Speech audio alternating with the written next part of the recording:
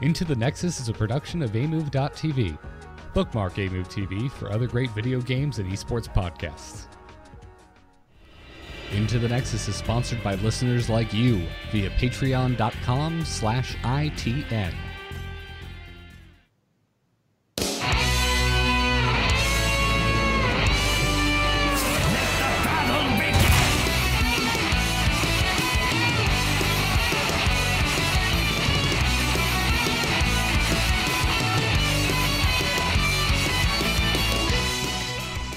Greetings and welcome back, everyone, including my co-host Kyle Fergusson, to this episode of Into the Nexus. I'm Garrett Weinzierl, and Kyle is back, dude.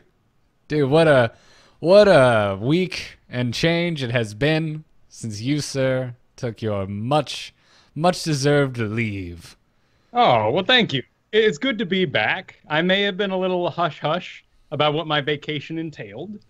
It entailed a cruise in a certain area of the country that was having some water trouble, but it ended up fine. In fact, it ended up better than fine because everybody canceled their cruise to the state that was under attack by the weather, and I had a cruise boat with only a third of the people on it. I didn't wait in line for anything. It was incredible. The power went out, and everyone was looking at their phones and getting nervous because the power was going down. Their games were shutting down, and I just pulled out of my bag prepared all three of the D&D core books, 3.5 if you will, and we played a fantastic 12-hour marathon of Dungeons & Dragons there in the dark, lit by candlelight after 6 o'clock. I had the best vacation I possibly could. Wow. You guys should, I wish you had come and battened down said hatches at my place, because that sounds like the best hurricane party I could have ever dreamt up. Oh, it was great. And even like our most nervous or oldest participants were kind of hovering on the edge of the game. They didn't really know. And then their phones went out and he just sits down at the table and says, "All right, guys, I'm Maximus." And I'm like, "Heck yeah, you are." And he did a great job. Rolled some nat 20s on, intimidating some kobolds. It was a classic adventure. It was many people's first game. That's badass, man. Oh, that feels great. I know this is a show about Heroes of the Storm, but we need to get our Divinity 2 on. We need to try that. I asked the Twitterverse yesterday, like, "Hey guys, does this game have co-op, and is it any good?" And I got a resounding yes. So we need to try that at some point. I'm totally down for it. In fact, I've heard let's start separately, kind of like World of Warcraft, do about 8 hours, and then we'll come together because it's supposedly a really thick game. Yeah, it has a learning curve. It's made on pen and paper, so I believe it. Yep. I hope so. I'd like that. So if you're down, I'm down. And next week we'll take an ITN break to do Into the Divinity or something like that. I don't know. I like it. I not only did everything, just work out great, but more so than that. I mean, not only the trip itself, but this was the first time ever that I went on a cruise having successfully worked out for over 6 months and done a full month diet before. I was looking good in my swimsuit, but I'm just throwing that out there. It was awesome. I was catching myself in the mirror, and I've got this giant mane of black hair at the moment. And for the first time ever, I was like, "Damn, dude, now I'm not anywhere where I want to be. I'm aiming for I want to be like Thor levels for at least one point in my life." I know they're probably like half juice in movies, Photoshop and whatnot. So I'll just Photoshop myself a little bit too. But it was incredible. And to bring it all back, the only reason I was capable of performing that level of determination, of commitment, was because of Heroes of the Storm. All the lessons I've learned, ultimately, we made a show about communication and learning to work together and accepting responsibility. We have fun here, and I really, really enjoy this game, but what I've gotten from it is way more than hours and hours of free entertainment. Yeah, no, I completely agree with you, man. We got one of the nicest damn emails we've ever received recently, talking about the larger, not quite existential, but bigger picture things, the arcs that this one particular listener sees in the show, and it just flattered me all to hell. They were talking about many of the things you just brought up, and how a lot of the subjects that come up when discussing Heroes of the Storm can be applied to everything in life, and should be, if you want to succeed more, just in general, and not just in your placements. Discipline, confidence, all awesome stuff. In fact, you had an awesome episode last week. That was a really good episode, man. I really enjoyed listening to it. In fact, it was a great refresher because next week I'm going to be firing up my streams again. I'll be heading in for my placements. And it was really good to kind of have that moment to go, kind of the checklist that he walked you through. And first and foremost, communication. I need to up that a lot. And I do similar to you, apparently, where I try to have proper grammar and punctuation. And I just need to say, you know what, that word's half spelled, whatever, dudes. Throw it out there. Nobody cares. Everybody wants to win. I will say, not to kill your through line, that after last week when Dunk was like, oh, look at you with all your punctuation and everything, I've started not worrying about that, and I actually got made fun of for grammar this week in Heroes of the Storm. Yep. Was it your, or their? Which one? It was your, I believe. Yeah. Which I personally drives me bananas when I'm not in a video game. Yeah. That is one that gets me. I'm just like, no, there's a big difference between the two, and there. Like that, those things drive me bananas, but not in a game when we're trying to communicate quickly. But whatever. That's sad. I just brought that up for comedic effect because I thought it was funny to mention that you just said nobody cares, and there's a Genji out there who really does. Well, you know, when we eventually start families, step 1, love everybody, but step 2 will be how to spell your correctly. Yes, exactly. Well, man, friggin' Heroes didn't slow down really at all while you were... Actually, no, I take that back. While you were gone, it did slow down. Last week, there was not a lot to discuss out, for the most part. There was no patch, no hero announcement, but now, perfect timing. There's so much stuff to talk about since last episode. We should probably just move directly in to Heroes of the Storm news. Boys! Let's liven up this place! Point me to the stage. Click the play button, and let's get started.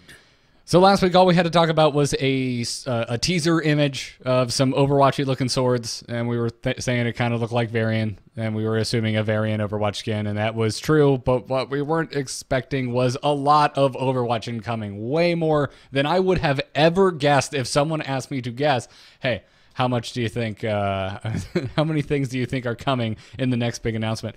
We just had Gamescom, Kyle. We just had Gamescom. They announced one hero and some skins. The best skins ever made. Don't get me wrong. I love you, Team One. You earned that money from me, and you got that money. But still, just one hero and some skins. That was it. And then just out of the blue, during some HGC games, they're like, hey, by the way, here's 2 new Overwatch heroes coming and a new Overwatch battleground. There's going to be nothing left. There's nothing left to announce at BlizzCon, Kyle. Well, everyone's saying it's Alex Strasza. At BlizzCon? Yeah. That's the whisper on the winds right now. But heck yeah, I agree with you, man. Am I going to show my hand too much by saying I think Overwatch characters are ready to go anytime, and this might be the filler in between the next big, really hard-to-do thing? I don't know, man. I feel like they made the Jaina skin a Dreadlord just to shut up people like me. So when Ana comes out and she puts people to sleep on the battlefield, people can go, Kyle, look, there's already a Dreadlord in the game. No! Oh, okay. The DLC character for the game that came after, this is the most, outside of Robot Lady, this is the most recent thing. Okay, hi. Everyone, hi. New listeners into the Nexus out there, welcome. Let me explain Mr. Kyle Fergusson to you. Kyle is a simple man. All he wants in this world are monsters. And anytime a new hero gets announced and they are human or close to, he can't be bothered. When it's a human who one of their abilities is to literally put you to sleep, it just writes Kyle's content for him. I'm a little sad, and it's the guns. Really, it's the guns for me. Like sometimes I need that sword and board kind of feeling. Witcher, World of Warcraft. Every once in a while, I just want to be a guy with my wits and my steel, having at the world as best I can, human. But it's guns. It's a third-person shooter now. There's so many guns in this game. Now, of course, I'm completely overriding everyone who caught yesterday's stream where I'm sitting around going, I'm having a great time. This is great. I actually did fall in love with Damage Ana, who is basically like a half support Lunara Tyrande mix. But that whole healing thing, being Nova for healing, missed a lot of heals. Please stand still. Yeah, it's a little scary. I'm personally, from trying her on the PTR, a big fan of taking the quest talent that gives you the active reload, so you can get 3 charges of your healing dart. So you don't feel now. People who are good will use that to maximize their healing, whereas I will use it to actually land hopefully 2 of the 3 heals. Right. No, there is a really powerful build in here. In fact, the majority of Ana games I played had a secondary support to help fill her out. And that's probably why I ended up on the same thing as you, detachable box magazine, where you do crit damage eventually with your poison, your doses, which is really nice. And you get that spammable heal every 30 seconds or so. Lots of people are pointing at Piercing Dart, the one that eventually allows you to put to sleep 2 heroes in a row and ultimately allows you to pierce once with your heal, which means if you're trying to heal the front line and Kel'Thuzad's tall butt walks in front of you, he doesn't absorb the heal that you were trying to save the front line with, which happens a lot. That's good. I didn't think about it that way. When I first saw that talent, I thought to myself, I'm having enough trouble hitting one person with this heal. The chances of me getting maximum heals out of hitting 2 people in a line with the and this isn't Uther, by the way. This is the skinniest, tiny little Nova skill shot you've ever seen. It's I figured it was pointless. Why even bother? But you're right. It's better to think of it as an insurance policy against someone accidentally stepping in the way of your heal that it was not intended for.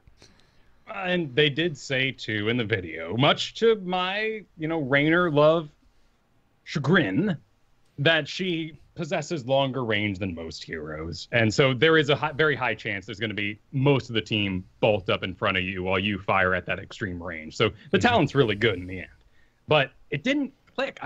And ultimately what it came down to is her Biotic Grenade does an AoE heal. It's the only way you're going to heal yourself with her kit, outside of maybe talents and whatnot. It increases the healing received by someone hit by that grenade by 25%. Neat. Sweet, let's run a second support. That's what we did with Lucio a lot of time. It worked great. However, if it hits the enemy side, it cuts 100% of all healing for 2 seconds. And it kind of goes back to that, well, let's just win really, really hard rather than be super sweet healing. And when I made that transformation to be more of a Tyrande, more assassiny, and throw that grenade offensively, we didn't need all that healing I provided in the first place because they had none, and we won the sustained fight. That's the most. I think that's the best argument for taking Ana not as your support, as a garnish support, if you will, like your Tyrande, like your Tassadar, because if you can make the Ana player feel good about not using the grenade to heal her allies, you're going to see some really nasty stuff because of that blocking of healing for 2 seconds. Now, it is a 100%, though. So if Ana versus Ana, pretty rare to happen nowadays with the new system, but if it goes down, you can put it to 75% because Ana throws her grenade on the enemies, cutting 100%, and then that Ana's team throws down their grenade, getting back 25. So It's a new mechanic in that way, too. In fact, so is Sleep. It's not actually a stun, silent, slow taunt. It's an entirely new feature. Right, because on the tooltip on that dart, it specifies that it will not work on vehicles. And we just got the change that vehicles can't be messed with by stuns and silences anyway, so why does it need to be there? And that's because it's a unique effect. Right. Interesting. Sadly, one of her heroics, though, Eye of Horus, is bugged on the PTR, so I didn't actually get to really enjoy this one. It's supposed to shoot 8 shots at global range, being absorbed by buildings, allied heroes, and enemy heroes. So let's say you respawn at your core and there's a fight going on across the map. You can shoot healing in their back globally, up to 8 shots of this, or if it goes past them, it can hit enemies or do slight damage to buildings. Really, really cool idea. pushing me more into that idea of this more Tyrande-y, I'll be bottom lane by myself. My lane clear kind of sucks, frankly, but it's fine. I'll hold it out, and if something breaks off in a far-off land, I can participate for a couple seconds. Like I said, completely bugged, got 3 shots out, and then it would break, so didn't get to play with that one. Yeah. However, it works Nano enough Boost that is looking good. yeah. The Eye of Horus, though, it works enough that you can at least see how it functions, what the UI looks like, which is some of the most amazing UI design I have seen in the game to date. It's wonderful. Like you mentioned right at the beginning of this rant, oh, it's a third-person shooter, and I'm just like, and that's why I like her. It actually feels, even though you're still not playing a shooter, I don't know, it has that feedback. They're somehow giving me that feel of landing some sweet sniper shots with Eye of Horus, until it breaks because it's currently bugged, but I think once it's working as intended, it's wonderful, and I can't believe that they got it to work in an isometric game like this. It immediately gave me a Halo vibe because it does the caw, and then the smoke lingers through the air, letting you know, perhaps like a Tyrande owl, where Ana's hiding out. It's good, and you have a little icon saying what you're gonna hit when you fire. They've created a third. I mean, you see them on Steam all the time. A bunch of people running around like mad mice, third-person shooters. But they've kind of made that. I'm expecting Junkrat to be very similar. Yeah. Okay. I'm glad that you brought up the reticule that will show you the portrait of who your line is intersecting with the second that it intersects with them. It's great. So you don't need to be as concerned about looking at the actual hero you're trying to hit. You just need to be looking at your skill shot line. And when you see the portrait of who you're trying to heal, you just click that sucker because it is almost instantaneous from clicking that button to the shot traveling across the skill shot. And same goes for Healing Dart. It's funny to think that if you're a really good Nova, you're kind of already set to be a really good Ana, but I don't really see the two switching it up very often. Like, no. Oh, I lost Nova. Nova's not good for this comp. Let me go on. It's like, what a sane thing for you to do, sir. I don't, but yeah, because they're not filling really the same role at the end of the day. But I mean, both are lethal. I think Ana has some serious potential to be a deadly foe. But yeah, and to be honest, dude, I'm in the same boat as you. When I heard Ana announced, I was like, oh, really? Like, it's good character design. It's fine. She's fun. Not what I wanted. How do we still not have a Warcraft map? Cursing the skies. But found myself one more time now, 4 heroes in a row, just completely impressed with what they're putting into this game. Yeah, I'd say the biggest problem I have with the character actually is, one, I don't want to heal on her, so I feel like I'm already going in making everybody mad. But 2, it's weird to stutter step with a sniper rifle. It looks silly. No one would logically swing their gun sideways that much and still accomplish anything. I'm fine with it. I'll allow it. But Nano Boost, though, is basically stim for spellcasters, and that is a really exciting thing to have in the game. Mm-hmm. Yes. Yeah, if you tried it on the PTR, it says restore 0 mana, but it does, in fact, restore mana. Restores 200, as a matter of fact. And then gives an 8-second buff where the target of your Nano Boost gets 30% spell power, and their basic ability cooldowns recharge 150% faster than usual. It's awesome. At level 20, you can give this Nano Infusion that heals them for 50% of the spell damage dealt. Well, we ran a Genji because we're awful people. And it went fantastic, frankly. We also tried it with a Valera. I ended up casting on Arthas. It's a 50-second cooldown. So you're basically using this whenever the heck you feel like it. And if someone's in range. Of course, looks real good on people like Jaina, Kel'Thuzad, Li Ming, because of her shorter cooldowns, was just fantastic. We didn't subject the PTR to Chromie. I felt good about that. But I'm sure it would be equally as scary. I'm sure it'd be really, really nasty, as a matter of fact. Also, I think last point we should bring up about Ana before we move on is that can't target herself. You cannot Nano Boost yourself. You cannot shoot yourself in the foot with your Healing Dart. It's not an option. The only way Ana can heal herself is with Bionic Grenade, which, if you listen to what we've said, you're gonna be wanting to ruin the day of your enemies trying to catch sick heals. Have you seen anyone use it to intercept a Rhaegar Ancestral? No, nothing that eloquent yet. It does have almost an instant fly time. Really, only the Sleeping Dart and the eventual unlockable piano build you can do has any sort of lag delay on its cast. So she's very responsive. It's one of those where there's some cute stuff in here. Like Kyrazim's got some level 20 talents that reset his dashes.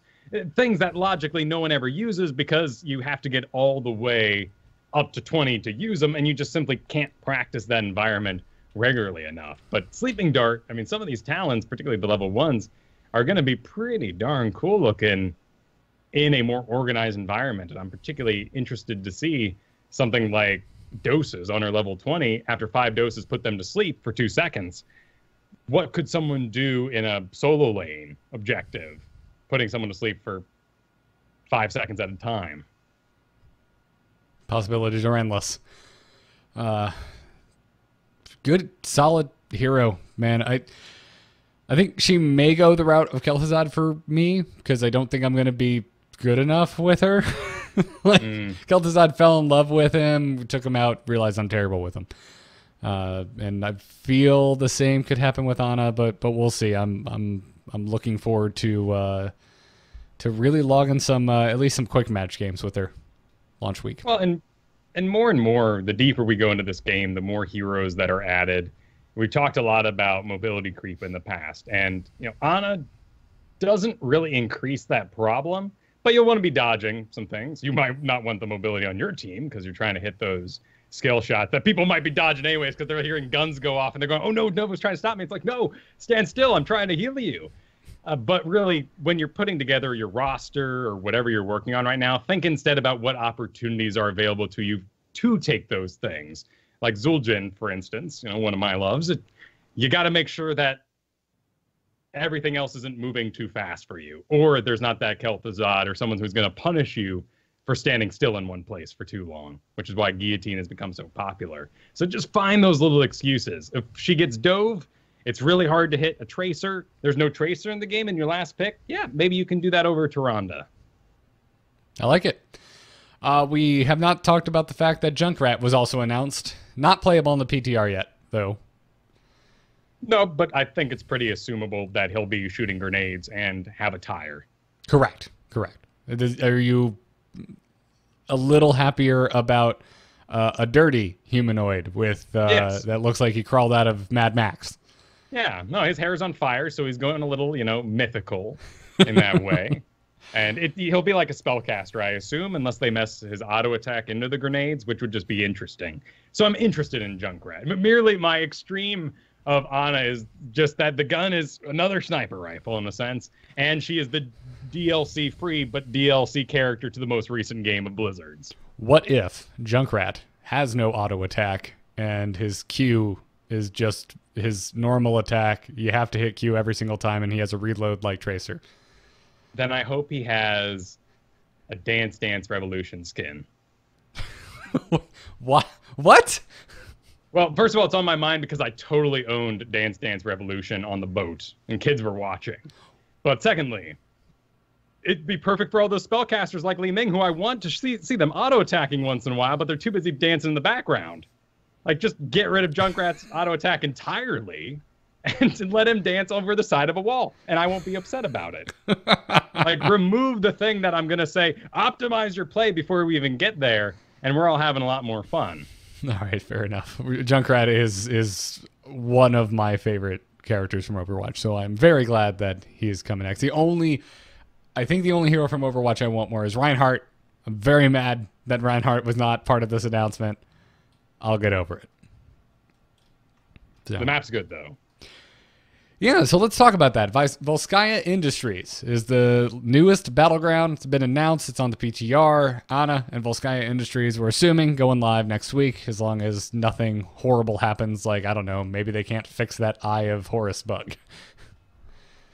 Medic released with that medevac bug, so I don't think that'll stop them. Don't put that out there, Kyle. That's not an option. We trust Team One. They're not going to do that to us. But what do you think of Volskaya Industries? It's right at the bat. It's not 2 lanes. Yes. There are no payloads. Oh, yes. I was actually hoping to see payloads and maybe they change the rules and make it a more interesting mechanic in general. But whatever the case, we're getting giant pilotable mechs that we have to fight over a rather large zone now to summon the mech, and it's ridden by 2 people. So we're summoning a Cho'Gall, basically, a siege Cho'Gall into Volskaya, and yeah. It's so gamey. I love it. It's like Resident Evil 5. And it's not a great game. Maybe it's not a great map, but you got a Gatling on the back of a car during the driving scene. You feel like you're playing House of the Dead. Like, though there are moments in video games where you're like, this isn't good design, maybe. But darn it, it's all for fun. And those conveyor belts are damn fun. I know I'm going to hear more, pathing, and I'm just going to lose my mind a little bit. But it's darn fun. All right. Let's just go straight to the conveyor belts. Everyone understands you got two people riding a mech. Cool. There's 3 lanes. You get all that. Let's talk about the conveyor belts because you, sir, you did God's work and you went in there and tested all of the weird things that you can attach to the conveyor belt, but will still move. And they're kind of surprising. I think the bizarrest to leave with that was Zagara creep. Attaches itself to the top of the conveyor and moves around. You put 1 creep out, well, it's going to spread creep, and as creep disappears, the creep will disappear. You put 3 on there, well, you're basically refreshing the whole area in a circle. Yeah, so the creep attached to the darn thing. So the creep tumor moves around, and so does the radius of the creep. So it slowly dissipates and slowly grows back as it goes around. You can attach a Nidus worm. Yep, nice worms on the actual thing. I did 4 of them, all moving in a big old cups game kind of style. Where's Zagara? Oh, God. Oh, I can't. This is my new favorite BM in the world, dude. The next time, I can't wait to be up 3 levels on Volskaya Foundry and just make a freaking tilt-a-whirl of Nidus heads. And there's 3 of these points. Only 1 will ever be active at a time, and occupying this point is what eventually gets you the giant mech. So you stand on it. If people run in there, kind of like Overwatch, it cuts the time, cuts your points being built up, a lot like Braxis as well. And but the only difference really in Braxis is that once you reach the maximum, there's like an auto, can you defend it real quick kind of moment that inspires everybody to perhaps give it one last ditch effort. And since it's only 1 at a time, you're not dealing with Dahaka kind of sneaking in and going for it. There's 1 big pad everybody's going to be fighting over. 3 of these spread across the middle of the map. The very top one has conveyor belts that use for escape. You run to the very top and you can take these little paths down. The middle one is mostly unoccupied, but has a very large conveyor belt leading from the bottom. And the bottom is full of these big old looping ones that you can get really ridiculous with loading up with Probius turrets with a pylon in the middle of it while this conveyor belt pulls it around circles and it gets mobility. And because the layout of all these conveyor belts, if you are in the bottom lane, it's a lot quicker to get to the top. Whereas if you want to go from top lane to bottom, you're going to be facing opposite conveyors. Right. You end up slowing down a lot. Right. That's important to mention. The conveyor belts in between middle and bottom lane are moving. The middle section of them move up. So, like you said, it gives you a speed boost moving north, but you're going to have to go around or go even slower on top of them if you're going to the south. Some other things I tried out, Gazlo turrets in motion, but not the Explodium charge, which kind of has a little robot that unfolds and then starts the ticking for Gazlo. That hovers in the air, in a sense. Okay. What about siege hammers? Sieging hammers, they're moving. Abathur mines, all the Probius summons, Medivh portals, because they're touching the ground. Tyrael sword kind of plants itself in the ground, too. So there may be some mystery ones out there that don't get around, like Gargantuan. He wants to occupy a certain area, and the conveyor belt will take him from that. So he ends up spending most of the time trying to run back to his zone. Not trying to make this the Zagara hour. What happens with Banelings? Are they affected by it in any way, shape, or form? Oh, I didn't try, actually. Okay. All right. Because, they used to be units, which means they got stuck inside of void prisons. But since then, they're no longer targetable, nor are they hit by pushbacks like rain or any sort of movement speed buff. So I don't know. I would assume they count as spells now. Yeah, I would assume they wouldn't. So, okay, now this is what I want. You and I, our goal, Kyle, our goal when Volskaya Foundry gets released is to get the Zerg. Just I want a Zerg kilt box. I want Yuan Abathur dropping mines on the conveyor belt, heading towards an enemy that we're trying to kill, and from the opposite direction, I'm going to sandwich them with banelings. Awesome.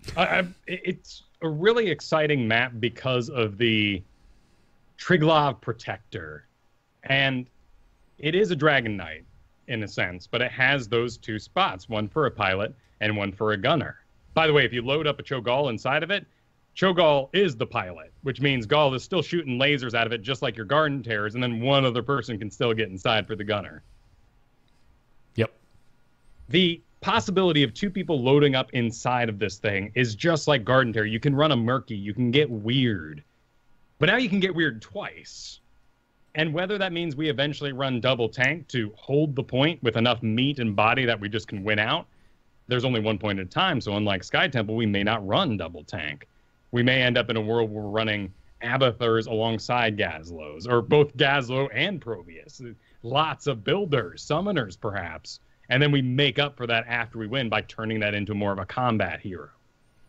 Yeah, the double pilot, it brings with it all of the interesting kind of risk reward push and pull that we were talking about when Cho'Gall was added. The whole, there's now one less hero on the field. You have less battleground presence. So it's an interesting push or pull. It's like, well, yeah, we got the objective. It's very powerful, but we're also removing 2 heroes from the battleground. And our other Lost Viking maps, for instance, like Garden Terror or Towers of Doom, are ones where you can be very squirrely about the objective. Run in there, grab one of the 3 towers. Run in there, get a couple seeds. Here you got to occupy a point. So what's out in this world now? What was previously powerful in other maps that doesn't work on Volskaya? In case you can't tell, I'm really pleased. I think this is a fantastic combination of Hanamura and our 3-lane maps. And they even did this with the mercenaries. We have sort of a gelling of previous and new. Yes, and that's what I'm very glad. I'm so glad that they didn't just axe everything that was in Hanamura, because Hanamura had some really cool ideas, and I think we all agreed that the coolest were the mercs that gave you these on-use extra abilities, and they are making a return, but it's still different. They're not all the same. There's a siege camp that is unique to Volskaya Foundry, where they increase their range once they get in range of a structure. Yeah, kind of like catapults. If they're attacked at their normal range, or the lane minions come together, they sort of clump up with everything else in that lane, allowing for easier lane clear. They're not all the way back in like those catapults where you end up missing them, then they have to go kill them by themselves. But as soon as they're in range of building, they seem to get jazzed about it and do siege giant ranges. So it can absolutely, if unchecked, burn through a building just the same. Yeah. There's a support camp that's very similar to the one on Hanamura. It can still be bribed, and the turret is back, but now it appears to be a damn near instant pickup. Still got a cast time to lay it down, but yeah, just grabbing it and being on your way, still mounted and everything, which they did fix up on Hanamura eventually, is a really nice feature. Yeah. I'm very happy with the mercs that they threw on this battleground. So, any other thoughts on Volskaya before we move on? It's honestly probably the newest style of map we have, and I'm just curious to see who sort of wins out, or if it's just going to end up being very infernal shrines, which it could be. It is also, you can say that it's a lot like the Punisher, the protector you get, and that occupying an area isn't so different than getting pinged by a couple of skeletons, unless you're, Chromie or something trying to get it done, and then you're taking quite a bit of damage from those skeletons. Yes. And by the way, I think that first battle is going to go on forever because of res timers. It's just going to be die, res, run back, die, res, run back. That first objective fight. It is pretty long. Because of the 3 lanes, I saw most people make the Cursed Hollow choice of giving it up rather quickly and getting back to soaking. So maybe that'll win out in the end. Yeah. We'll see. We will see. Well, Kyle, we have so many patch notes. So many. So first thing today, let's take a break from the PTR because there's a live patch that went up yesterday. Matter of fact, right when you and I were getting into our first games together since you got back from vacation, we logged in and we're like, oh, shoot, patch, got to log out, log back in. Oh, that's right. Yeah. So let's start there. And I know when we always truncate a bit when we do patch notes on this show, but we will be truncating quite a bit today because there's just too many damn notes to talk about, and we have to also talk about what's going on in the PTR and most likely coming next week. So let's kick things off with the what's happening on the live game itself. And I guess first let's just start with Cassia. Cassia, her basic attack is up, as is Blinding Light's damage bonus, and Seraph's Hymn is now a level 1 option. Basically, you're looking at Cassia doing 1 level up damage now. Should help. I think we're all kind of sitting here saying, just give her the 5.5 range. Yes. I was actually very excited about these changes. Went in today, like, yeah, okay, today's my Cassia day. And she just still feels super clunky. The second I got in the game, I'm like, yeah, my numbers are a little bigger, but I'm still putting myself out there and in harm's way. And, oh, look, I'm dead again. It's really nice to commit with Fend. I think maybe it needs some bacons, like damage increasing the longer someone's inside of it. I find a lot of success running Garrosh alongside her, so you can make those engages shorter range and then make the close at the end. But why not run Vala? That's right. Ultimately what it comes down to. And in a world where Vala doesn't have burst damage like Hungering Arrow, Cassia is extremely exciting because you can punish everything with her trait, that damage reduction on physical. So up against Samuros, Cassia is an excellent option. It just has to be last. Yeah. And then Chromie, continuing to get buffed. Yep. Well, it works in mysterious ways. Yeah. I love the dev comment. This means the dev comments here are like, oh, we noticed that Chromie's just not completing her quest enough. And I was like, but what if... Really? Like, how is that a concern? She doesn't seem to be hurting. Right. Rarely do they put, we're concerned that our players stink too much, so we're going to make it easier for them on what we are sort of considering from the pro scene leaking down to be the top burst assassin. Mm-hmm. This now pushes her from 40% completion to 75% completion. 75% of players will now complete this quest, which means previously, 60% of players weren't getting anywhere close to it. That's bizarre to me because you should be taking Chromie in situations where you're up against people who are going to stand still, like the Zul'jin I talked about earlier, or Gul'dan. But I don't think that's what they're doing. I think a lot of people are one-trick picking Chromie, blindly taking her into all scenarios, and that's why you're seeing something like that, and that's why this change terrifies me. Because now when she's in a game that she should be in, against the comp like you just said, it's going to be oppressive, and then she's still pretty damn good in blind pick scenarios. It's tough to maintain the Dunk Zen when you visit his stream right now, and if it's a Chromie game, he wants it over as fast as possible. This is the number one change that I just sit here and like, what? Why? I could have been sated if they had included other stats. If they had prefaced this with, by the way, her win rate internally isn't as high as you think it is. Like, that's what I needed to know, but it's not there. So I've got my sign out, Kyle. I'm painting doomsaying signs on my sign. I'm going to stand on the corner and yell at whoever will listen to me. There are certain heroes, and there's going to be certain heroes in the future that we simply don't want to fight against, but have fine win rates. I mean, Stitches during his non-heydays, I just don't want to fight a Hook. I don't want to have to pay attention that much. Yep. But if he gets on the field, it's time to wise up and start thinking like that. Garrosh is another one with a lower win rate, but someone I'm just like, oh, I just don't want to deal. Still climbing, though. Making me happy. Getting real close to that 50% line. That's good. I mean, he's a fun character, for sure. So you'll notice, actually, today that I don't have any stats for any of these changes because things are up in the air. HOTS API has released their version of HOTS logs, and it's starting to gain some traction, but the numbers are wildly different over there. They look like 6 months ago numbers, with Rexar sitting around the top, Whereas you look at Hot Slugs right now, it's a very different story with Samuro up top. So we'll see how the dust settles and hopefully report to you guys next week or the week after. But right now, we simply don't know, and we got to trust Blizzard that they're making the right choice here. Yep. And again, it only went up yesterday. So what's going on with Kel'Thuzad on the live patch? Basically, they just wanted to make sure Kel'Thuzad couldn't 100-0 a tank with his main combo. And it was getting a bit oppressive in my absence. I'm sad to have missed it. I'm loving the guy. I've never taken a hero so fast to level 8, but I just dug him. What they did was they added 20 more mana to the main combo. So more likely to have, well, too little mana to complete the combo in the first place, multiple times in a row through multiple trials. Lots of this mana is now attached to the chains of Kel'Thuzad, which are his poke. You would shoot it out, see if you got a chain, then kind of wait and see if you could make something happen. As that's more expensive, your poke becomes more expensive, and that combo on the far end becomes less likely.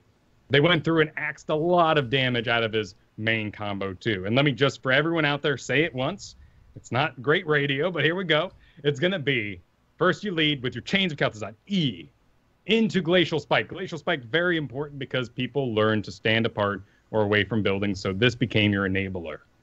Then back over to W, where you would cast it, precast it, then E again to connect your chains to your Glacial, bringing them together, smacking them together for the Frost Nova that you precast before to go off. Then you lead with an R because it has a bit of a explosion time, and then finally hit with that really quick Q on the other side. So it goes E1, W, E, R, Q, and with that combo, thanks to the Hungering Cold talent at 16, you could 100% to 0 a full-blown tank. Insanity. But now you can't as much. You won't really be one-shotting them thanks to the nerf on Hungering Cold there. So it's good. But what I just said sounds even more complicated than the combos we used to pull off with Kel'Thuzad back in the day. So my opinion was kind of let them have it. I don't know. I guess. Yeah. They did the right thing.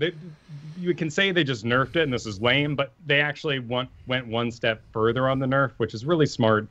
They added a greater summon time on your Glacial Spike. So it used to pop up at half a second. Now it's a full second.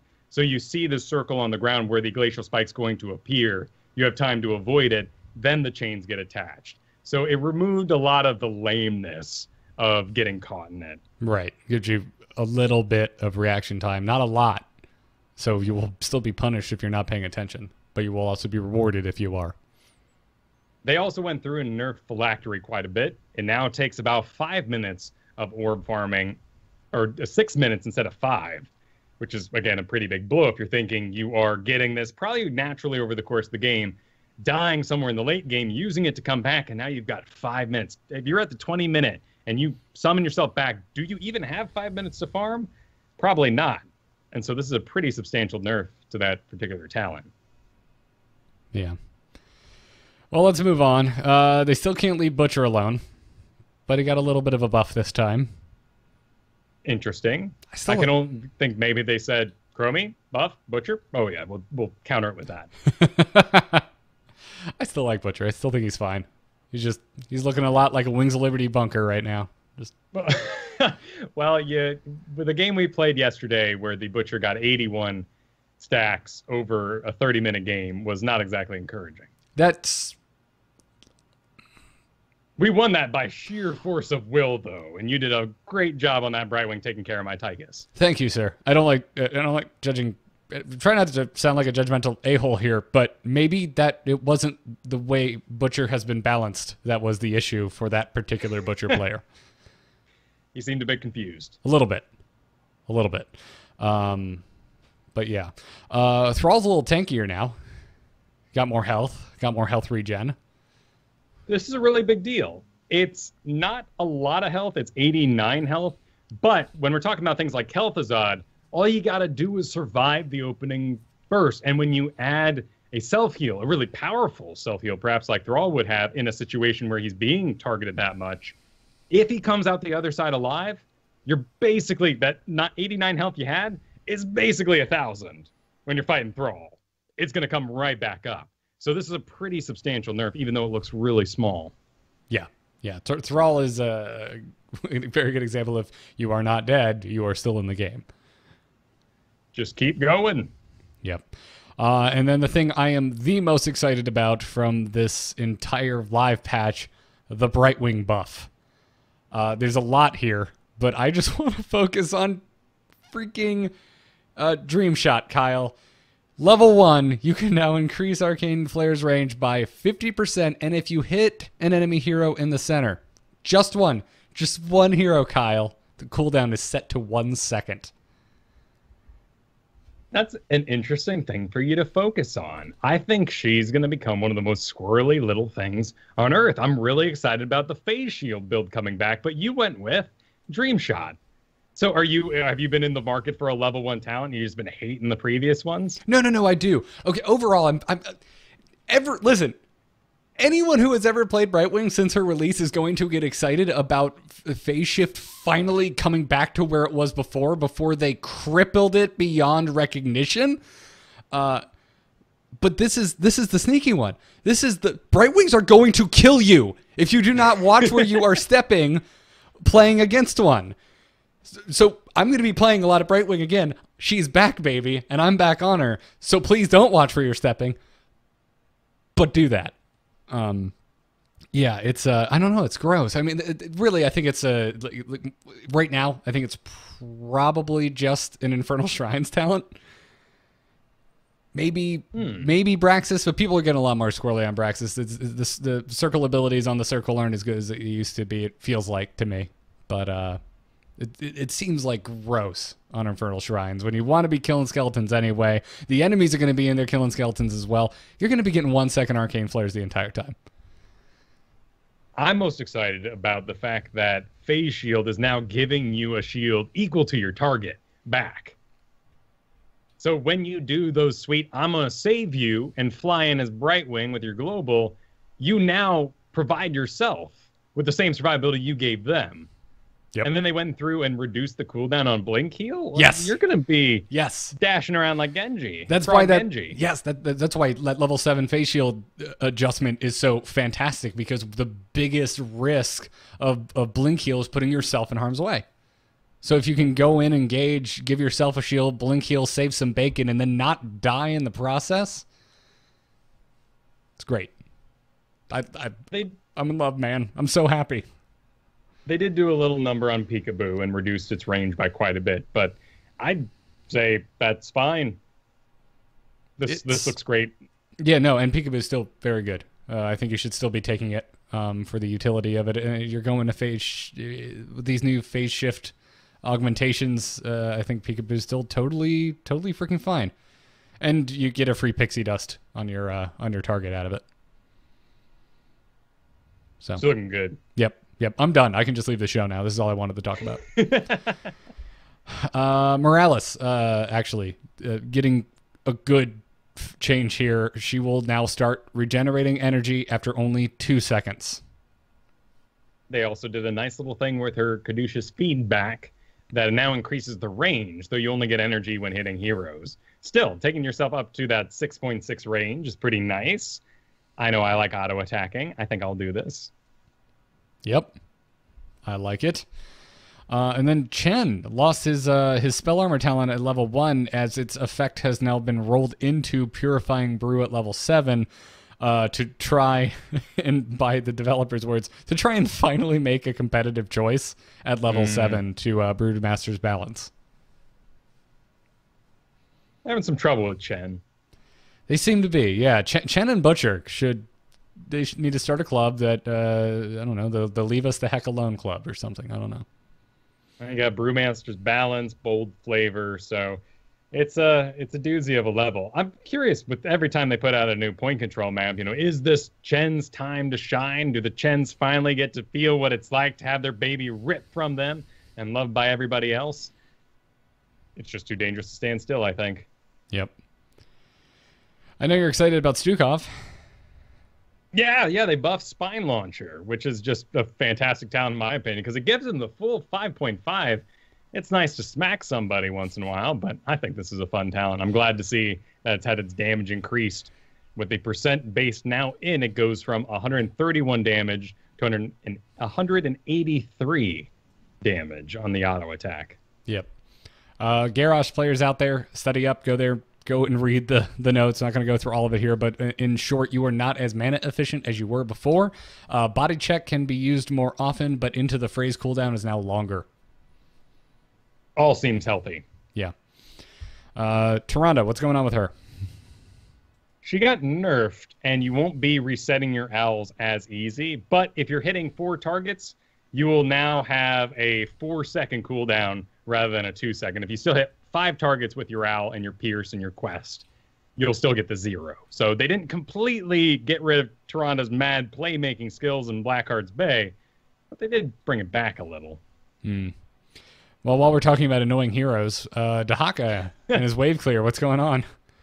They reduced his damage on his Dark Swarm and his auto attack damage. So Dahaka's going to be clearing slower. And this, much like our Thrall, is a big, big deal because this means Dahaka's now 1 second or maybe even 3 seconds late to that objective that he would have dug through after soaking the XP in the top lane. Yep. And then last thing we wanted to mention from the live patch, be on the lookout for more frequent entombs out of Leoric.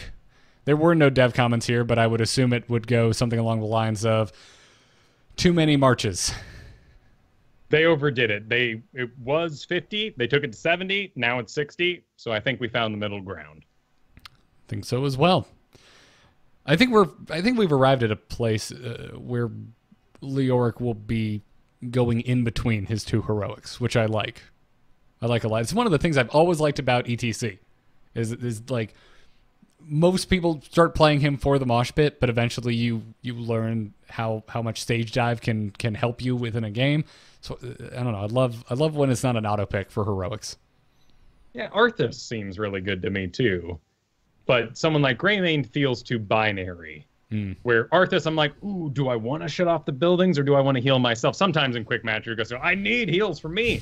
But with Greymane, I feel like you got to put the square in the square and the star in the star. Otherwise, you're dumb. Yeah.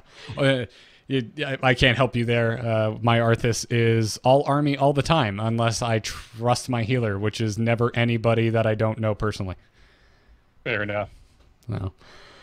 Anyways, there's a PTR patch that we haven't even scratched the surface of. So everything we are about to talk about from this point onward, until you hear a bumper signifying another segment, isn't in the live game yet, but should be coming next week.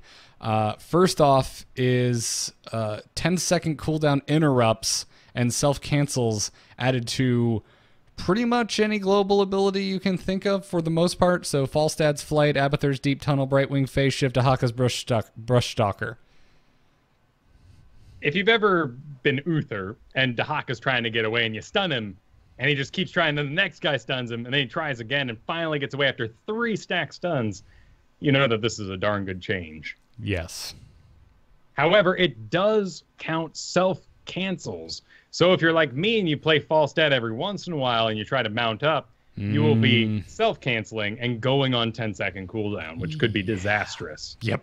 That's me as well. He's one of those guys every now and then I'm just like, oh yeah, Falstad, let me go play him again. And then, oh, I just flew 3 feet. Go me. I didn't even know Brightwing could self-cancel, though. I always feel like, oh no, too late. No, you can. And then, man, what do you want to talk about next? Battleground rotation? You want? Well, it's important to note that Volskaya Foundry is coming right on in. They're not wasting any time with that guy. They're going to be putting Haunted Mines, Towers of Doom, and Warhead Junction back in. But I'm so darn excited.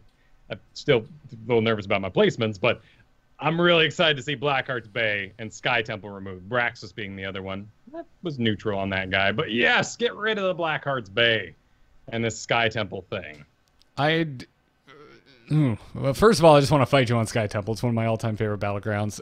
That's fine. And secondly, I'm with you on Blackhearts, but not when what I am getting in return is Haunted Mines. You need to pick up some Diablo for yourself there. Then you'll switcheroo that right away. Yeah, but then it's going to I know Sky Temple feels like a personal failing of mine.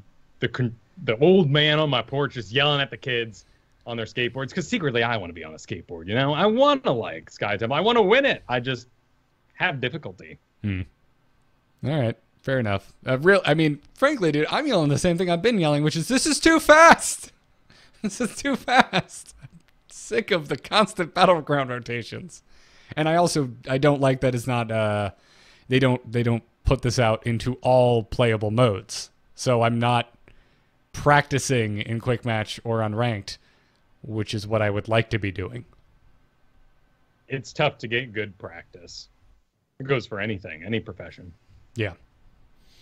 Yeah, you have to practice for Hero League by playing Hero League. Might solve some issues. But then again, we'll talk about AI in a little bit, which could solve that. I disagree. We'll see. Entirely. So other things to know about the patch that's on the PTR. Nova is going to be adding some more utility in terms of sight. Her decoys are now finally getting full hero sight range. This actually really excites me. Yeah, scouting stops fights from happening. In fact, look at any pro game and the positioning of the Skeleton King or other expendable characters or mobile tanks like ETC. Warding, sticking your face in the bush and having the ability to get away after you find out what's on the other side there. This could mean, again, you know, feels like we're playing the stock markets. This could mean Nova finally in pro play. We'll see. More useful to everybody, though, and I love stealthies who scout. It's a very good thing to do with your time. I don't need help on this Merc camp. Yep. I assumed you weren't going to do it anyway. Yep. However, you did say scouting stops fights, and my biggest issue with Novas in my games are Novas starting fights. At least they're fighting. Yeah, but usually they're like over by the far enemy mercenary camp, and they're thinking they're going to be cute, and they always get caught. Always happens. Don't do that. You're not being cute. Karazim is having a little more of his healing shifted over to Insight and Transcendence, and Breath of Heaven is getting a longer cooldown. They referred to this as his healing pie, that it was being shifted around to other slices. Which is fair. Lots of people were saying that Breath of Heaven was extremely powerful, and perhaps on a different kit would be #1 support. I'm sure you weren't excited to see that, because you're any compliments to Karazims that make more people take Karazims never makes Kyle happy. I keep an open mind as best I can. I want to believe, just like Mulder. Yeah. Rhaegar is getting the nerf that I think after talking to Dunk 2 weeks in a row, I started to see coming. The chain heals cast range and bounce range are both being reduced. The primary target healing is being significantly reduced, while the secondary bounce healing is being significantly increased. And for the ease of understanding, they now both heal for the same amount. Which is sane, and nobody would be upset if that was the way he released. No. But it does make his single target burst heal. It's not a thing anymore. He's now more of a group healer. So, and then Johanna. Johanna's getting a rework, Kyle. Yeah, one she didn't really need or ask for, but then again, blinds are pretty out at the moment, so it's a good time for her to modernize. I just think it's funny that it's coming this close to Leoric because they released together.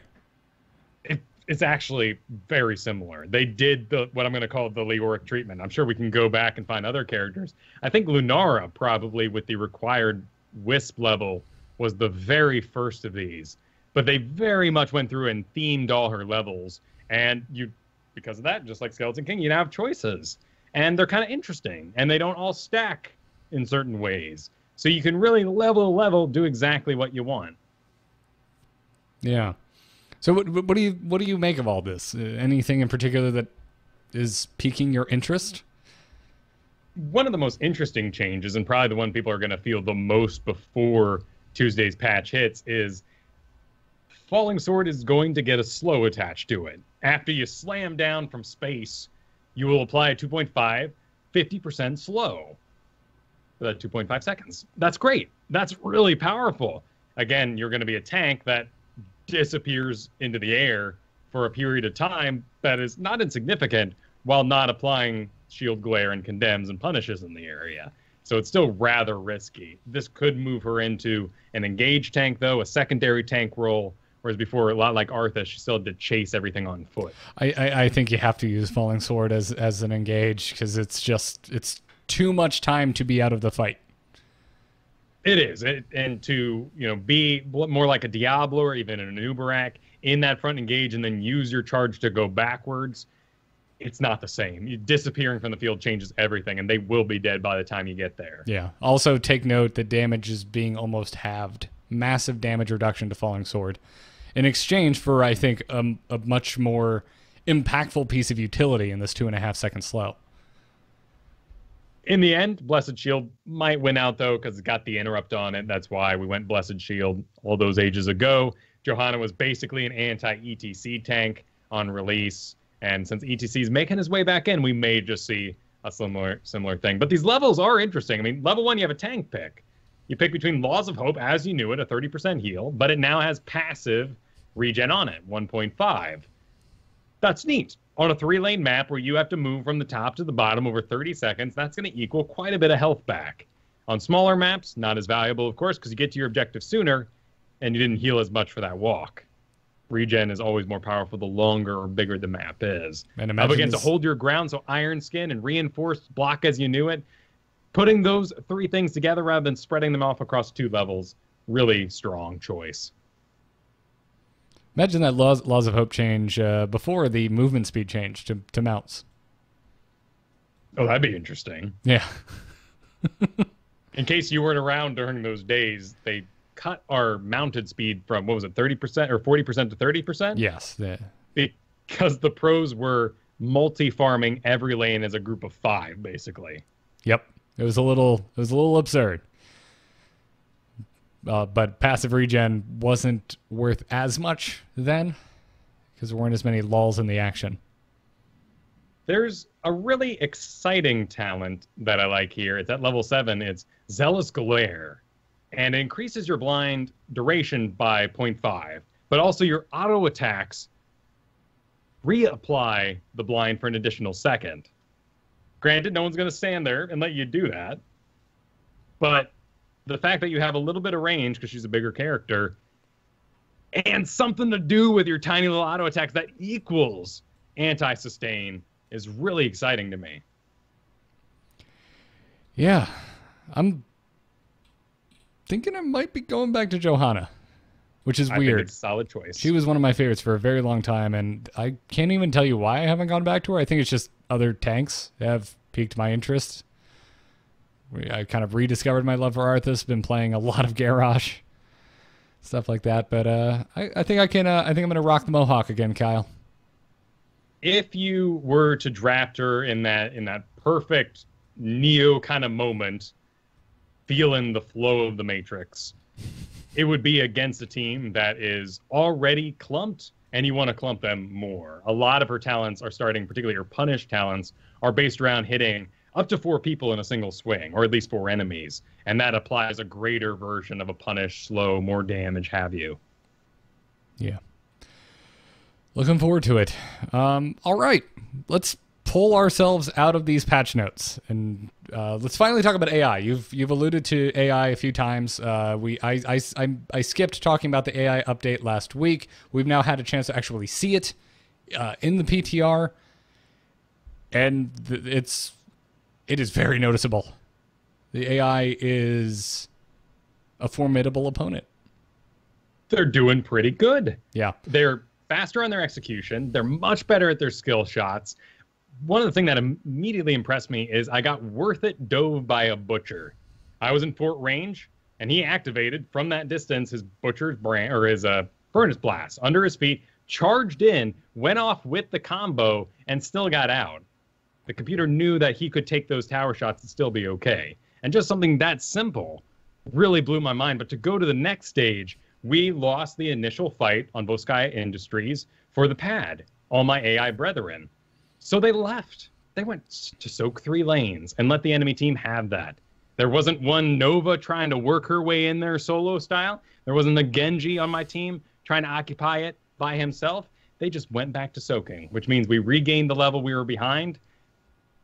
And then to take that further, the enemy team had the level lead, and they sent people to flank. 2 people, Butcher and Diablo, went around the back of my team while 3 went from the front. And they ganked from bizarre angles, which you can say, like, what the heck is wrong with the computer? But you know what? What the heck is wrong with people? People approach from these bizarre angles all the time, do weird stuff for no reason. And the computer is now doing that.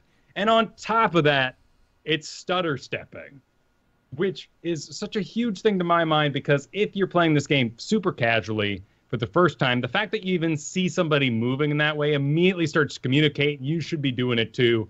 And what doorway does that open in your mind to all the possibilities of how to optimize? Now, my experience with the AI, I really only have one thing I wanted to make sure the world knew happened. I forgot that this AI update was part of this PTR. I went in to try Volskaya, made myself a custom game, did sandbox mode, added AI because I still wanted to, while in sandbox mode, have a fight, see what it felt like. And there was, on the opponent AI side, a Stitches and a Chromie. I was fighting the Chromie, got her down real low. She starts to retreat towards her wall. I pursue. She drops her hourglass, retreats behind it. I move past it because it has the setup time.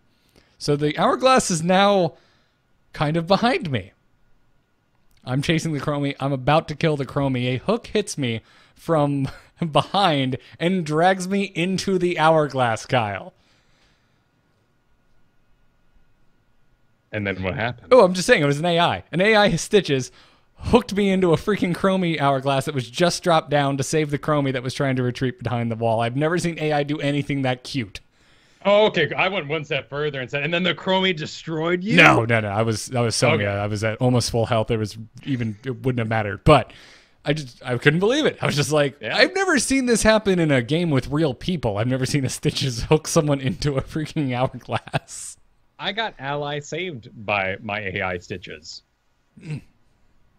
I escaped because AI Stitches decided I was good enough to use his half duration cooldown on and to save. I mean, the fact that this could mean the winning team who was deserving to win in Hero League, who lost a player, could still go on to win. That's perhaps pie in the sky, a little bit of a dream scenario. What's really exciting is, though, that these AIs will help teach people how to play and make them better players when they do exactly what any human would do is, why would I play unranked? I'm going to go play ranked.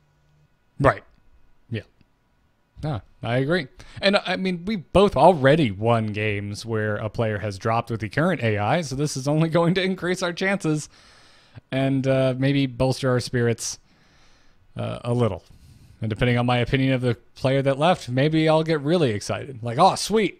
Better player incoming, the computer. They're already better because they're not feeding anymore at that point. I mean, yeah, I know Kyle has that opinion when I drop out, so it's totally fine. All right. Well, before we take some emails and wrap this up, let's thank our patrons over at patreon.com/ITN. That is the best way to support this podcast, to support Kyle, to support myself, because this is part of what we do for a living. If you can give 50 cents an episode, $1 episode, whatever works for you, every little bit helps. On this episode, we wanted to thank Garrett B. It's not me, but the name is spelled correctly, so that's exciting. I never meet other Garretts. Also, thank you to Julian H., Richard H., Chris K., and Mitchell D. Thank you all so much for supporting our show here. And I would like to also remind our patrons again to please go and check your payment methods on Patreon. We still have over 30 declining payments at the moment, which is affecting some of our goals. So go and take a look at that. And if you don't want to be a patron anymore, totally fine. Not a big deal. But thank you for that. And patreon.com/ITN one more time. Best place to go and support this here podcast. All right, Kyle, let's open up that mailbag and see what Into the Nexus listeners have to say. Darkness stopped calling. Darkness just texted me. It's not the moment, it's a hero brawler! You can send your emails to itncast@gmail.com. Nick writes in this week and says, my question is towards Samuro. Ever since he is around, he is constantly in the top 5 heroes over at Hotslogs, at least for his win rate. Still, he is amazingly underrepresented in all kinds of media coverage, in guides, forums, and even in podcasts. I feel like you mentioned Samuro a lot, Kyle. It comes and goes. Okay. You don't play him, but you give him his due. Anyway, next question is, why is that? What role do you see for him currently? Any great advice on Samuro? Is this a hero I can main at this time? Short answer is sadly no. Depending on your league, of course. I mean, if you're ready to do Illusion Master and just have at it to the best of your abilities, you could probably get some pretty cute stuff done. Merc management. In fact, when we always say that sort of thing, we kind of throw it out like, ooh, take mercenary camps. Nobody takes them. But absolutely, just like last episode, Dunk is right. Make sure that the enemy team doesn't have the lane clear necessary to just wipe everything out that you create. In that case, notice that they have Asmodan and Kel'Thuzad. Mercs aren't going to do anything. Be with the team fight. When you're looking at hot slogs, remember to always check popularity. That is a percent based on the number of games they're played out of the total games available uploaded to hot slogs. And he has a 10% popularity.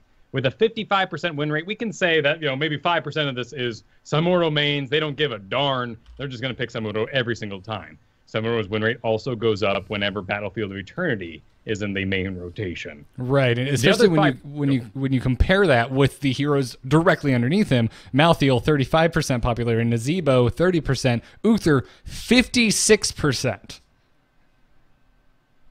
Right. So in a ideal situation, Grandmaster here, what we're looking at 10%, well, there's 10 people. It's a last pick. And that's a bit of a jump, of course, but it is true. Samuro is a great example, and why I talk about him from time to time on this show is because he has, outside of Bladestorm, 0 spell damage. And it's a huge blow to him. One of the main reasons why you can't one-trick Samuro, like Vala, is that you simply can't adjust your play if you get countered. And you have Garrosh counters that reduce physical damage that you deal. You have blinds, of course, which are 100% cut of the damage you deal. But Samuro doesn't necessarily need that because of his illusions. Every time you cast Illusion Split, Mirror Image, you get rid of whatever status effect is on you. If you pick Samuro too early, though, you'll be over-countered. You'll have that blind and the physical damage reduction. And that you can't get out of because you'll switch to get rid of one of them. But then there's the Kel'Thuzad still there, and he's going to put a living bomb on you. Trouble, because there's 3 of you. A flame strike below your feet. Trouble, because you're paying 3 into the convection, and people will start stacking the most bizarre things on you. If I'm Kel'Thuzad, and I have a quest to stun people to other people, guess who I'm stoked to see? Samuro, who's going to give me 3 targets just by himself. Yep. And even you mentioned earlier, like, yeah, take some Samuro, kill that Cassia. I like it. I like it at level 20 with my infinite bouncing balls. Right. Well, and that's the point. Like, Samuro can't beat Cassie because she would just move and negate all of his damage, and he has no other way to do it. If you are Vala fighting Cassia and she starts moving, well, at least you have something to pierce through it. Your hungering arrow. Right. So, yeah, I've never really thought about Samuro and his lack of spell damage. I'm glad you brought this up today, Kyle. Not that I play a lot of Samuro. And it's not an easy fix, because what do they do? Maybe they make the crit damage, spell damage instead. They completely rework his kit and give him something else. It's not bad to have a character like this. It's the same thing as Zul'jin going with the Taz Dingo. You are basically declaring after level 10 that, hey, I'm going to be the guy who puts out nothing but one type of damage for a very short amount of time. That's why we play Guillotine nowadays, is because it's simply not worth it. Plus, Guillotine, 30-second cooldown, you can use it for lane clear. People might yell at you, but you're in the right because it's a freaking 30-second cooldown. Phoenix at a minute cooldown, or it might even be more than that now, slowly creeping up, it can be used for lane clear. Yeah. I'd like to talk about hot slogs again real quick. Is just look at the other columns. I mean, we always caution, always say take hot slogs with a grain of salt because it's not a perfect representation, but it is still a good big fat pile of stats to go look at. So look at the other statistics. So look at games played, look at popularity, look at games banned. Right now, I'm surprised in the last 7 days that Gazlo has seen more bans than Kerrigan. For some reason, that just seems odd to me. They're both extremely low on the ban priority, though. That is interesting. And some of these stats that we're looking at today, too, are highly influenced. Like Grandmaster today had a huge influx of Johannas because people are excited about the rework. Jaina struggled a lot in win rates over the last week. Same with Leoric. Well, they got fancy skins and reworks, in a sense. And all these things can cause the win rates to just get strange. And make sure, give them a click. Make sure you get deeper into HOTS logs. Look at the win rates by map. I mean, I'm looking here at Cursed Hollow. Sammy, 60% win rate. Well, that's padding out his below 50% win rate on Infernal Shrines, for instance. Yep. All right, let's bring it home. Tyler is our final email today. He says, "Hey guys, I've been listening to the show while at work since before the 2.0 launch and really think all of your tips have made me a more conscientious player. Recently, I have noticed something that has been frustrating me and sapping the fun from my games. I typically enjoy playing either tank or melee assassins, loving Thrall more than ever, but when I play tank, I typically run into the same issue. My team engages, I join the fight, and then everyone leaves me, footing me with the bill, as you will. So I die, and then I get blamed for being a poor tank. Am I missing an important non-verbal cue, or what could I do to signal to my team to stay with me? Recently you said how tanking had become the most difficult job in Heroes, so I guess what my question is, what tips do you have for being a good tank? When should I pick engages for my team, or know when it is a lost cause? P.S. When I play tank, it is typically Arthas." I love you, Tyler. Just for the record, you're playing the right tank. So I'm going back through this. Let me just double check. He says, my team engages. So issue number one is the team is engaging and not you. Which seems strange, not knowing specifics of your composition. If you have another tank or a bruiser, it's not uncommon for the other warrior to engage and then Arthas to follow up with a Howling Blast, walk himself in, and start causing all kinds of havoc. But if that is not the case, if there is no other warrior, you should be the one engaging, and a lot of that, for me, is body language and just doing your best, even sometimes if it makes you feel uncomfortable staying in front of your team. Even if it's professional cat herding. I have no other way to put it. But sometimes you just have to run in front of that damn Kel'Thuzad that just has to know what's in that bush.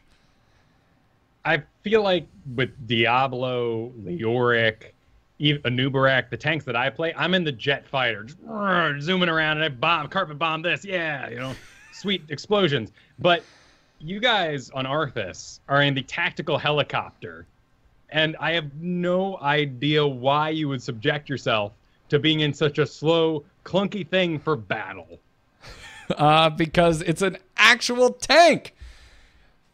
It's an actual tank, Kyle. So how do you do that? Because I can be Diablo or an Uberak hiding inside my team, kind of trying to suggest with my body language that I don't want to pick this side. I don't want to do that. It's a Karate Kid kind of thing. No, I don't. But then, once you do it, you're totally awesome and you just beat the crap out of them because you're, the powers of good or whatnot. I play Arthas and Sonya almost exactly the same, which seems kind of weird because Sonya at least has a movement ability with chain if you land it. But besides that, I think of it less as a fancy karate kick and more of a haymaker. My job is to get in there and just cause chaos. Make sure that that whoever is trying to engage in my back line cannot, under any circumstance, stand where they want to stand. The ground is mine. It belongs to me. So I don't know. I'm on my mount constantly. I'm doing the dance. I'm dancing like a Kel'Thuzad until I know the fight is about to happen. Then I just mount and run in to where I need to be, and I'm there. Something really different too is that when I'm zoning or anchoring, when I'm sort of in that bush, making sure nothing's coming, I walk away, or perhaps I use an ability like my Skeleton King to ghost away. But on Arthas, you're stuck walking the whole way home, and you're also making a lot more fake engages for your team, which I think is very scary for them. If I go in on Diablo, Diablo's always charging random stuff all the time. Later on, he gets 2 charges, so you stop paying as much attention. Plus, the damage is great. On a Nubrak, if I do my burrow charge, I am 100% saying to the whole team, I'm in here until this is over, or we win. Either way. when it's over. I guess it's Arthas, you're always grabbing these groups, and I'm saying, is it go time? Do you want that? well, it depends on your comp. It's one of those it depends scenarios. Like, do you have other heroes in your comp that can follow up on a solid Howling Blast if you're trying to get picks with Howling Blast? Because if you don't, you shouldn't be doing that. You shouldn't be having fake engages. You shouldn't be Howling Blast just for the sake of Howling Blast, unless it's very early and you took the talent and you're trying to complete your quest. There's always an it depends. I'm just trying to have a narrative here. No, it depends. Right. It all depends. So if I have a Gray Mane or a Kel'Thuzad, then I trust them. I know the Gray Mane's gonna get his damage out, leap in, secure the kill, or I know after I land the Howling Blast, the Kel'Thuzad is gonna dot him up, raise him up into the sky. I'll be able to close even more and whack on him, and he'll definitely be dead than I do. If I do not, I'm saving my Howling Blast for the actual fight. When somebody engages on my back line, I Howling Blast behind me so that I can then walk behind me, re-engage, that sort of thing. As to Tyler's other issue here of kind of getting left behind, without knowing more, it just seems like an issue of awareness. Just having to, and it is hard. You have to be aware of yourself and what you're doing as a tank, and also keep an eye on your team. But it goes hand in hand, because if you're doing your job as the tank correctly, you're moving based on the decisions that your team made. So if you're always keeping an eye on your team in your peripheral, you should see the telltale signs of a turn and run. And then you can too, in turn, run. And if it's after 10, you went Army of Dead, you should be able to self-heal yourself out of most situations.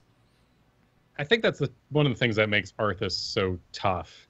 You have the Leorics, the Anubaraks that are becoming unstoppable and covering big distances. Mm-hmm. So you don't have to be as aware. I've been playing a lot of ETC recently, which feels very rewarding right now because of my game knowledge. I know that I need to be hit by this stun and pushed by this and then slowed by this before I even think about power sliding. But once I do, I move through everybody over terrain and then put out a big old wave that knocks everybody back. As long as no one hit me in that combo, I'm basically free.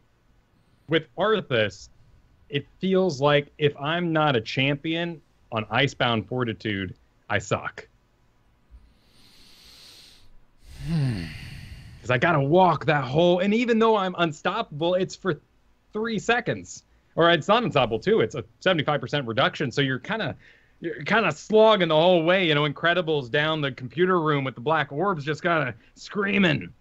And I guess during that scream, you're hammering your Army of the Dead, which is probably what I'm doing. 80-second cooldown. I get nervous about it. Yeah. So I end up not popping it, and I need that with the Icebound Fortitude 25 armor to make that successful escape. I don't know. I guess. Yeah, good son. Love Arthas as much as you do. No, like I don't pick him when I'm going to be in combat in a wide open field. I pick him in Braxis. I pick him on Infernal Shrines when we are going, or even Sky Temple, because this maybe shows why I like Sky Temple and you don't. When we're going to be fighting in zones, I'm probably going to like him in Volskaya for that very reason, because they have to come to you eventually. There's only so much walking you have to do. And when they do that dance, when you see that, that Tyrande peek out of the smoke for half a second, it's too late. You've Howling Blasted them. You're now standing on top of them with your slowing aura, and they're going to get killed by your team, providing you have a comp that can capitalize off of a move like that. But I don't know. It's never felt like work to me. It's always kind of been. I've always felt like the guy on the battlefield while everyone's charging towards you, and you just stand there with your lone sword cackling like a madman.